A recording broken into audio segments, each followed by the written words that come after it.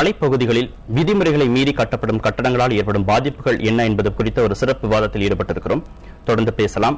திரு காளிதாஸ், எழுத்தாளர் அருந்ததி ராய் ஒரு கட்டுரையில் குறிப்பிட்டிருப்பார், இதுவரைக்கும் கட்டப்பட்டிருக்கிற அணைகளால் என்ன பயன், இனிமேல் கட்டப்போகும் அணைகளால் என்ன பயன் என்று ஒரு கட்டுரையில் குறிப்பிட்டிருப்பார்.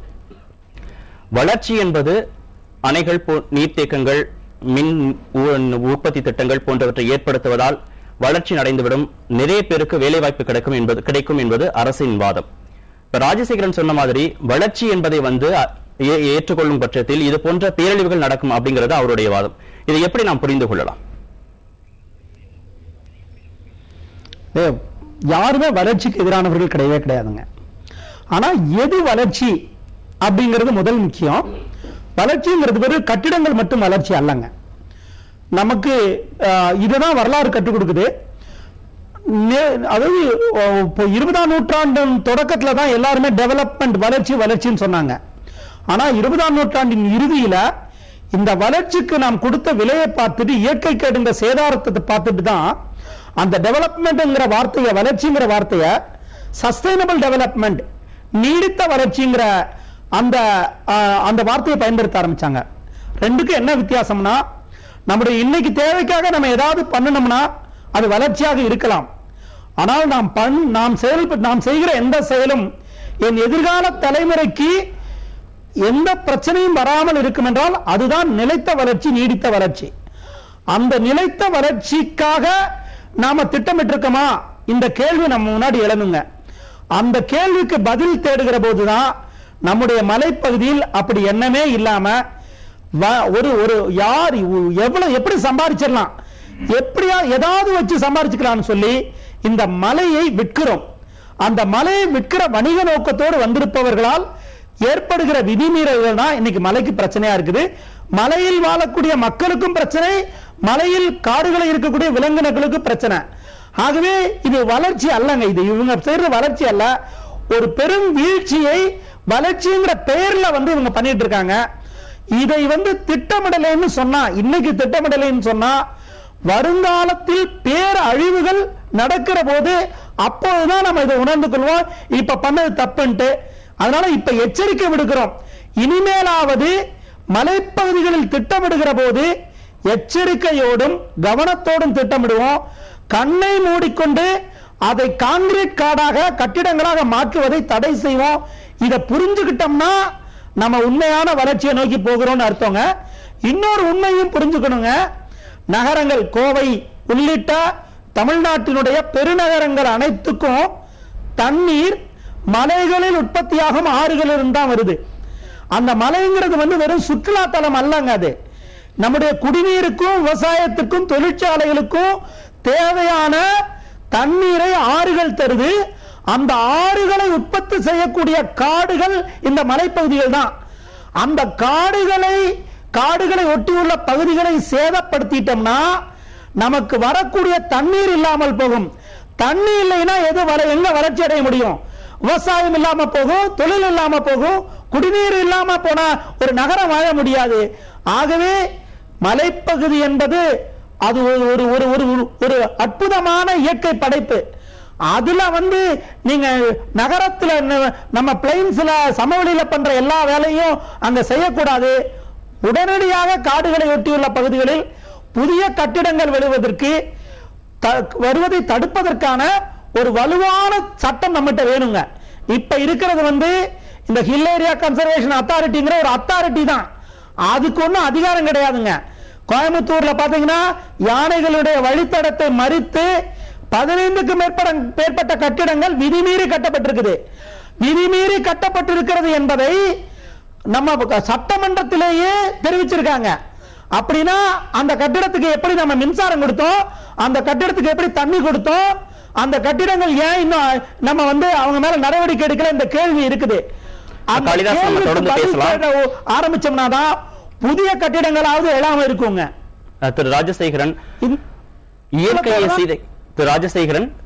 இயற்கையை சிதைக்காமல் வளர்ச்சி என்பது சாத்தியமில்லை என்கிறது ஒரு கருத்து ஒரு புறம். இன்னொரு புறம் இந்த வளர்ச்சியால் ஏழை பணக்காரர் என்கிற விகிதாச்சாரம் அதிகமாகிறது, இயற்கை அழிவுக்கு உட்படுத்தப்படுகிறது என்கிற கருத்து மறுபுறம். இதை எப்படி நாம் புரிந்து கொள்ளலாம்?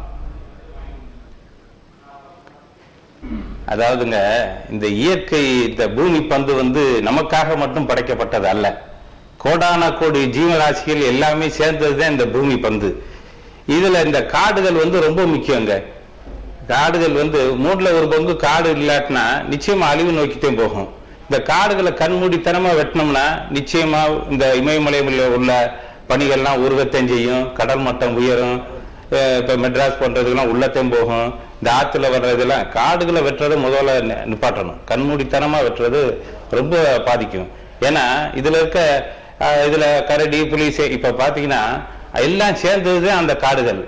இப்ப இவங்க என்ன செய்யறாங்கன்னா, இந்த காடுகளை அழிச்சிட்டு, அவர் சொன்ன மாதிரி வழித்தடங்கள்லாம் அழிச்சிட்டு, கொடிய மிருகம் நாட்டுக்குள்ள வந்துருச்சு, காட்டுக்குள்ள வந்துச்சுன்னா அதான் கொடிய மிருகம். அது கொடிசையே கிடையாதுக்க, இந்த மனுஷன் தான் கொடிய மிருகம்.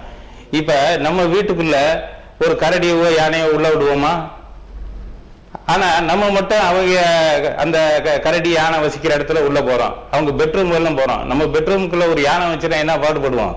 அது மாதிரி அந்தந்த ஏரியால ஒரு சர்டன் எலிவேஷனுக்கு மேல இருக்கிறத அப்படியே இயற்கையா விட்டணும். அதுல போய்கிட்டு வளர்ச்சி டெவலப்மெண்ட் சொல்லி அதை போய் இயற்கையை சீரழிச்சோம்னா அது அதோட வேலையை காமிச்சிடும். நம்ம ஒரு சொட்டு தண்ணியை கூட உருவாக்க முடியாதுங்க. H2O வேணா எழுதிக்கலாம். இந்த காடு இல்லாட்டினா எந்த தண்ணியும் கிடைக்காது. அதுதான் ஸ்பாஞ்சு மாதிரி பெய்த 1-2 மழையை பிடிச்சு வச்சுக்கிட்டு கொஞ்சம் கொஞ்சமா ரிலீஸ் பண்ணி நமக்கு வைகையில தாமிரபரணியில் தண்ணியா வந்துகிட்டு இருக்கு. இதுல போய்கிட்டு ஜங்கிள் ஃபாரஸ்ட் ஜங்கிள் காடுகளை உருவாக்கணும்னா இந்த கொடைக்கானல், ஊட்டி எல்லாம் அப்படி வெறும் HP ஆக்ட் இருக்கு, ஹில் பிரிசர்வேஷன் ஆக்ட் இருக்கு, இதெல்லாம் இருக்கு. இதையும் மீறிக்கிட்டு இப்ப உத்தராஞ்சல் இல்லையா, அங்கேயும் இருந்தது. தொடர்ந்து பேசலாம், நீங்க தொடர்ந்து பேசலாம். கடினமான தண்டனை கொடுக்கணும். திரு சதானந்த், இப்ப 3 பேருமே ஒரு விஷயத்தை தொடர்ந்து வலியுறுத்தினாங்க, விதிமுறை மீறல்கள் அப்படிங்கிறது. மக்களுக்கு, அது படித்தவர்களாக இருக்கட்டும், பாமர மக்களாக இருக்கட்டும், மலைப்பிரதேசங்கள்ல வீடுகள் கட்டுறாங்க, அவங்களோட வாழ்விடங்கள் சார்ந்த கட்டடங்கள் கட்டுறாங்க, தங்கள் வசிக்கிறதுக்காக கட்டடங்கள் கட்டுறாங்கிறது ஒரு அடிப்படை தேவையாக கூட நம்ம பார்க்கலாம். இந்த வளர்ச்சி அப்படிங்கிற ஒரு விஷயத்துல பெரிய பெரிய ரிசார்ட்டுகள் இப்ப உருவாக்கப்படுகின்றன. அரசாங்கங்கள் இது மாதிரி உங்களை போன்ற பெரிய பெரிய பொறியாளர்கள் பணம் இருக்கிறவங்களை கவர்ந்தெழுத்து அங்க போய் மிகப்பெரிய கட்டடங்கள் கட்டுவதாக, பெரிய பெரிய ஃபேக்டரி எல்லாம் கட்டுவதாக சொல்லி அந்த இயற்கையை சீரழிக்கிறாங்க ஒரு குற்றச்சாட்டு முன்வைக்கப்படுகிறது. ஏன் இவ்வளவு பெரிய பாதிப்புகள் வரும் என்று தெரிந்தும் கூட சில பொறியாளர்கள் இதுக்கு உடந்தையா இருக்கிறாங்க? நண்பர்கள் சொன்னது கடந்த கால வரலாற்றுல அவங்க நிதர்சனத்தை சொல்லியிருக்கிறாங்க. இதே மாதிரி ஒவ்வொரு காலகட்டத்திலையும் நம்ம சொல்லிட்டு தான் வர்றோம். ஆனா அதிலிருந்து நம்மளோட படிப்பினை என்ன, மக்களோட அவேர்னஸ் என்ன, அவங்களோட ஃபீட்பேக் என்ன, இதை கிளைம் பண்றவங்க ஃபர்தரா கண்டினியூஸா அதை கிளைம் பண்ணி அப்ராப்ரியேட் துறைகளிடமோ இல்லை நீதிமன்றமோ அப்படி போனாலேயே மற்ற ஒரு அதுக்குண்டான ரெமிடியல் மெஷர்ஸ் நமக்கு கிடைக்கிறது ரொம்ப கஷ்டம். வளர்ச்சி அப்படிங்கிறது ஒரு தனி. இப்போ நீங்கள் ஊட்டியில் எடுத்துட்டா நான் டூரிசம் டெவலப் பண்ணுறேன் அப்படின்ட்டு நம்ம போகிறோம். மே மாதம் ஆனாக்க மலர் கண்காட்சின்னு போட்டு அது ஒரு வாரம் நடத்தி இல்லாத மக்கள் தூக்கி நம்ம அங்கே கொண்டு வந்து வச்சுட்டு ஆயிரக்கணக்கிலையும் ஈவன் ஒரு நியர்லி 1 lakh people டெய்லி போயிட்டு இறங்குறாங்க. இது ஒன்று. அதே மாதிரி நீங்கள் உத்தரகாண்ட் எடுத்துட்டா நீ ஒரு புனித பயணம்னு சொல்லிட்டு அவங்க போகிறாங்க. அப்படி போகிறப்ப நீங்கள் புனித பயணத்தையும் தடுக்க முடியாது, இந்த உல்லாச பயணத்தையும் நீங்கள் தடுக்கவே முடியாது. வர்றதை நீங்கள் கண்ட்ரோல் பண்ணலாம், நீங்க cannot prohibit டோட்டலி நீ வராதுன்னு சொல்ல முடியாது. வர்றவங்கள ரெகுலேட் பண்ணணும். ரெகுலேட் பண்றப்போ அவங்க அங்க போறவங்க போயிட்டு வர்றவங்க கொஞ்சம் போறவங்க ஒரு 2 நாளோ 4 நாளோ அந்த மாதிரி இருக்கிற டைம்ல அவங்களுக்கு தேவையான அகாமடேஷன் அங்க தேவைப்படுது. அதை அவங்க கட்ட போற டைம்ல அது விதி மீறி இருக்கிறது காலகாலமா நம்ம சொல்லிட்டு இருக்கிறோம். சட்டம் வந்ததுல இந்த 40 வருஷமா நம்ம சொல்லிட்டே இருக்கிறோம். சொல்லிட்டு இருக்க அதை எப்படி சரி ஓகே சட்டங்கள் தூய்மையானது, சட்டங்கள் நிறைவேற்றப்படத்தக்கது, ஆனா அதையே காலத்துக்கு தகுந்த மாதிரி மாற்றணும். உங்களுக்கு ஸ்ட்ரக்சரல் ஒரு தொழில்நுட்பத்தை எடுத்துக்கிட்டா நீங்க என்ன வேணாலும் பண்ணலாம். மலையில அடுக்குமாடி கட்டினா இடியும் உடையுங்கிறது கிடையாது. பட் சேம் டைம் இந்த காடுகளை நம்ம அழிக்காம இருக்கிறது மெயின் கருத்து. ஆனா இது ஹைட் இதெல்லாம் வரக்கூடாதுங்க. அங்கத்தை அதோட மலையோட கண்டிஷனை பொறுத்தது. மலை ரியலா அது ஒரு சாலிட் ராக்குங்கிறப்ப யூ கேன் கோ நியூ ஸ்டோரியும் கட்டலாம். அதுல யாரும் ஒண்ணு தடுக்க போறதுல. ஏன்னா சயின்ஸ் நம்ம அங்க வி ப்ரூவ்டு அதோட ஸ்டெபிலிட்டி தாங்குது அப்படிங்கிறது. ஆனா மலையை அழிச்சிட்டு இங்க நீங்க ஒரு 2 மாடிங்கிறது 3 மாடி நம்ம கட்டினாக்கா அது விதிமீறிய செயல் தான். ஆனா அதுக்காக நம்மளோட பாலிசி நம்ம தான் ரெஸ்ட்ரிக்ட் பண்ணணும். எப்படி நீங்க டூரிஸ்ட வளர்த்தணுமா இல்ல வளர்ச்சிங்கிற பேர்ல இதுல வர்றது நிறுத்துறதா அப்படிங்கிறது இது ஒரு பக்கம். அடுத்தது நீங்க இதுக்கு எல்லாமே சேர்த்து நீங்க பாத்தீங்கன்னாக்கா இதை நிர்மாணிக்கிறது நகர வளர்ச்சி அதை நகர் மற்றும் ஊரமைப்பு துறைன்றோம், town and country planning department. அது வந்து என்னன்னா, உங்களுக்கு இப்போ தமிழ்நாடு எடுத்துட்டா தமிழ்நாட்டில் இருக்கிற ஒவ்வொரு ஸ்கொயர் இன்ச்சையும் எப்படி வரணும், அதோட வளர்ச்சி என்ன அப்படிங்கிறது விஞ்ஞான முறைப்படி சமூக எக்கானமி சோசியோ எக்கானமிக் வகையில் அதை ஆராய்ஞ்சு ஒவ்வொரு இடத்துக்கு தகுந்த மாதிரி செய்யணும். அதுதான் வந்து real down planning approach, real scientific approach. இதை வந்து நம்ம காலகாலமாக செய்யாதனால வர்ற விபத்து அப்போதைக்கு அப்போ டைம் டு டைம் வருது. தொடர்ந்து பேசலாம். திரு ராஜேந்திரன், நீங்க வந்து உங்களுடைய கருத்தை சொல்லும் பொழுது அதிகாரிகள் மீது கடுமையான குற்றச்சாட்டுகளை முன்வைத்தீர்கள். இது போன்ற விதிமுறை மீறல்களுக்கு அதிகாரிகள் மட்டும்தான் காரணமா, தனிநபர் அதற்கான காரணங்கள் இல்லையா? நான் ரொம்ப தெளிவா சொல்றேங்க.